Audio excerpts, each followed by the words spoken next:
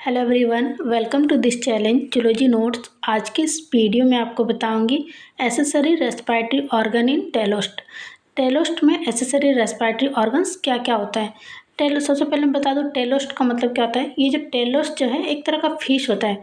जैसे ये जो टेलोस्ट वर्ड है ये ग्रीक भाषा से आया है। टेलोस का मतलब होता है कंप्लीट, पूरा, और ऑस्टियन का मतलब होता है बोन। इसका पूरा मीनिंग क्या होगा तो कंप्लीट बोन। और ये जो टेलोस जो है ये एक तरह का ऐसा मतलब फिश है जिसमें इनका नोटोकॉट जो होता है वो वेस्टिजियल होता है। मतलब नोटोकॉट बीच का एक लाइनिंग होता है और वेस्टिजियल का मतलब होता है एक ऐसा अंग जिसका कोई काम नहीं है, जिसका कोई स्पष्ट काम नहीं है, बस पूर्वज में वो अंग था तो इनमें भी ये अंग आ गया है। इनका बॉडी में इस तरह का होता है। और प्लस इनका और एक फीचर है कि इसका कंकाल पूरा तरह से एक हड्डी जैसा होता है। और एसेसरी रेस्पिरेटरी ऑर्गन का मतलब होता है वो ऑर्गन जैसे कि फेस में गिल होता है तो गिल का काम होता है सांस लेने में हेल्प करता है। अगर गिल्स के अलावा भी कोई ऑर्गन इनमें सांस लेने में मदद करे तो वो हो जाएगा एसेसरी रेस्पिरेटरी ऑर्गन। और वही आपको पढ़ना है टेलोस्ट में। तो क्या होता है The extra respiratory organ present in telost are called accessory respiratory organ.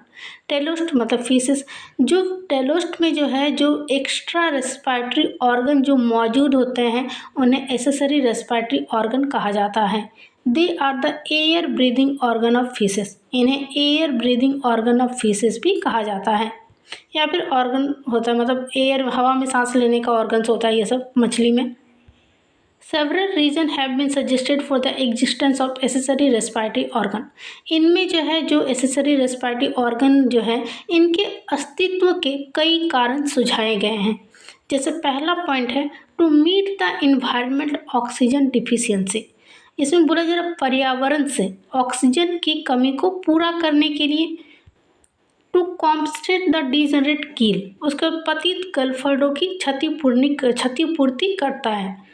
उसके बाद to maintain life during aestivation. Aestivation का मतलब है जब समर का टाइम आता है, जो गर्मी का मौसम आता है तो वो उस टाइम सो जाते हैं, मतलब समर स्लीपिंग बोल सकते हैं एस्टिवेशन को।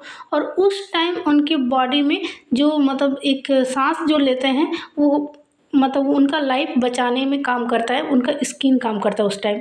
To counterbalance the internal oxygen deficiency. उसके बाद इसमें बोला जा रहा है कि एक जो है अंदर का जो है एक तरह से बैलेंस बना के रखता है, आंतरिक ऑक्सीजन का कमी को संतुलित बनाए रखने का काम करता है ये accessory respiratory organ. Types of accessory respiratory organ कौन कौन से टाइप होते हैं। Teleost possesses the following accessory respiratory organ. First integument, second pelvic fins, third oral papilla, fourth buccopharynx, fifth intestine, sixth pharyngeal lungs, seven opercular lungs, eight lungs and nine air bladder. एक एक करके जानते हैं। पहला है इंट्यूगमेंट। इंट्यूगमेंट का मतलब होता है आवरण। In eel the skin function as an accessory respiratory organ. जो ईल जो फिश जो होती है, जो एंगुला भी कहा जाता है, इनमें त्वचा जो है वो श्वसन करने में हेल्प करती है, सांस लेने में हेल्प करती है। It is well vascularised. Well vascularised का मतलब होता है एक ऐसा ऑर्गन जिनका बॉडी एक ऐसा टिश्यू होता है जिसमें ब्लड सर्कुलेशन बहुत अच्छा होता है। It carries out aerial respiration when the fish travel on land.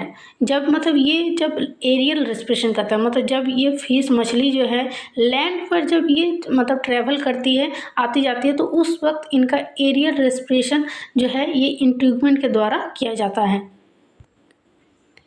उसके बाद है pelvic fins. In the lungfish Lepidosiren, the pelvic fin of male develop filamentous outgrowth during the breeding season. बोला जा रहा है लंग फिश जो है जैसे कि लेपिडोसाइरन जो है ये एक तरह का लंग फिश होता है। इनका पेल्विक फिन्स जो होता है मेल में पेल्विक फिन्स विकसित होता है, एक तरह का फिलामेंटस आउटग्रोथ बनता है, बाहर का एक मतलब आउटग्रोथ निकलता है। कब तो ब्रीडिंग सीजन में। और ये जो है बहुत ही ज़्यादा वस्कुलराइज्ड होता है, मतलब एक तरह का टिश्यू का वेसल्स होता है जो ब्लड सर्कुलेशन का काम करता है। The function as accessory respiratory organ will guarding eggs. और ये एसेसरी रेस्पिरेटरी ऑर्गन का काम करता है, खास कर ये क्या करता है तो एग का गार्डिंग का काम करता है, जो अंडे होते हैं उनको मतलब रक्षा करते हैं। फिर ये फिगर आपको यहाँ पे ड्रॉ करना है।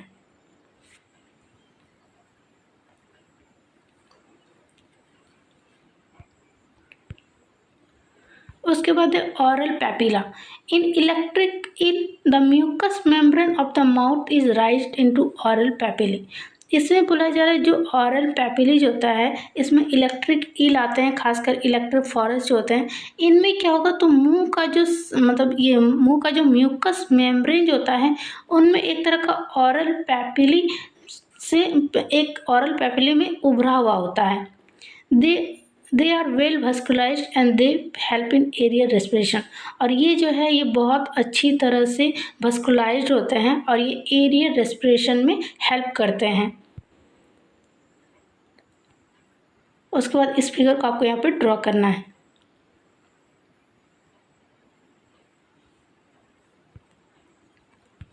उसका फोर्थ है buccopharynx. In the mud skipper the inner lining of the buccal cavity and pharynx is well vascularized and it is help in air respiration. जो मड स्कीपर होता है जैसे पेरिओप्थाल्मस जो होते हैं उनमें जो है मुख गुहा और ग्रसनी का जो अंदर का परत जो होता है वो अच्छी तरह से vascularized होता है और ये जो है ये क्या करता है तो ये एरियल रेस्पिरेशन में मदद करता है। उसके बाद फिफ्थ है इंटेस्टाइन। इसमें क्या होगा तो in loaches the intestine is well vascularized। जो लॉचेस जो हो गए जिसमें आते हैं लेपिडोसेफेलिनथस, इसमें जो है आंत जो है इसका बहुत ही अच्छी तरह से vascularized होता है। It Gulp air and respire with the help of intestine. ये जो आंत जो है इस फिश में ये हवा को निगलता है और आंत की मदद से सांस लेता है। They expiratory air goes out through the anus. और जो निश्वास जो वायु जो होता है वो जो हवा जो होता है वो एनस के माध्यम से बाहर निकलता है। इस फिगर को आपको ड्रॉ करना है। फिर ये जो मतलब ये इंटेस्टाइन से सांस लेते हैं।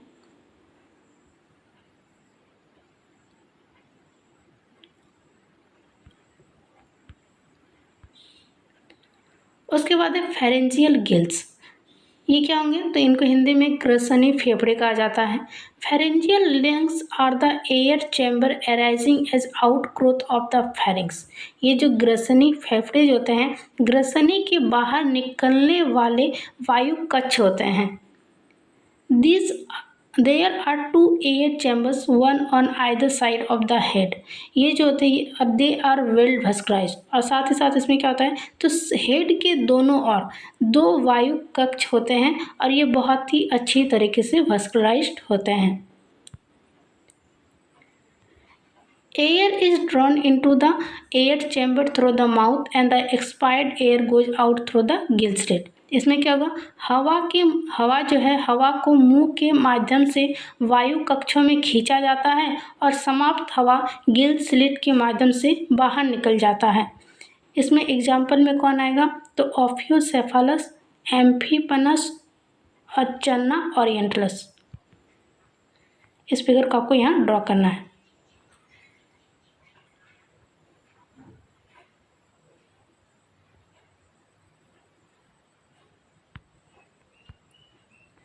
सेवन है ऑपरकुलर लंग्स। ये क्या होता है तो opercular lungs are the air chamber arising as out growth of the branchial chamber. ये जो ऑपरकुलर लंग्स जो है ये एक तरह का वायु कक्ष होता है जो शाखा कक्ष के बाहर से मतलब एक तरह का आउट ग्रोथ के रूप में वो निकलता है, विकसित होता है।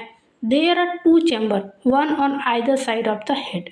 इनकी जो है इनमें सिर के दोनों तरफ से दो कक्ष होते हैं। They are well vascularized। ये भी बहुत अच्छी तरीके से vascularized होते हैं मतलब बहुत अच्छा तरह से ब्लड सर्कुलेशन होता है इसमें। दे हेल्प इन एयर रेस्पिरेशन। इसमें भी ये एरियल रेस्पिरेशन में मदद करता है। 8 में है lungs. Lungs are present in Dipnoi. Dipnoi में लंग्स मौजूद होते हैं, फेफड़े मौजूद होते हैं। Example Protopterus, Lepidosiren ETC. They have a pair of lungs. बोला जा रहा है जैसे कि प्रोटोपेट्रस जो है, लेपिडोसाइरन जो है, इनमें क्या होगा इनमें फेफड़ों की एक जोड़ी होती है। They open into the oesophagus by a common opening called glottis. ये जो है ये ग्लोटिस नामक एक सामान्य छिद्र द्वारा अपना एक होता है ना खुलता है। ये मतलब एक ओसोफेगस में जाके ये खुलता है। The lung contain alveoli are well vascularized. In dyspnea, lungs are used for aerial respiration during aspiration. बोला जा रहा है फेफड़ों में एल्वियोली जो होता है वो बहुत ही अच्छी तरीके से वस्कुलराइज्ड होते हैं। डिप्नॉय में क्या होगा, तो वस्कुलराइज्ड जो होता है एक तरह से मतलब बोल सकते हैं डिप्नॉय में एस्टिवेशन जो होता है, एस्टिवेशन के दौरान एरियल रेस्पिरेशन के लिए फेफड़ों का उपयोग किया जाता है। इस फिगर को आपको यहाँ पे ड्रॉ करना है। फिर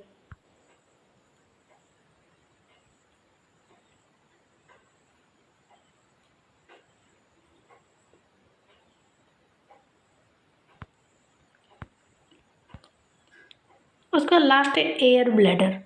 ये क्या होता है, इसको हिंदी में कहा जाता है वायु मूत्राशय। Air bladder is a gas filled sac lying above the alimentary canal in bony fishes. ये एयर ब्लैडर जो होते हैं हड्डी वाली मछलियों में आहार नाल के ऊपर स्थित एक गैस से भरी थैली होती है। इट मे बी सिंगल और डबल, ये सिंगल भी हो सकता है या फिर डबल भी हो सकता है।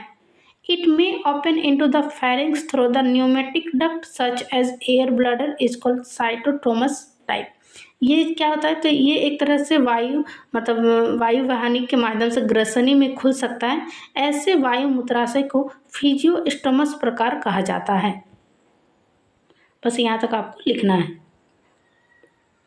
जैसे लिखा हुआ है आप एग्जाम में उसी तरह लिखिएगा, आपको बहुत अच्छा मार्क्स आएगा।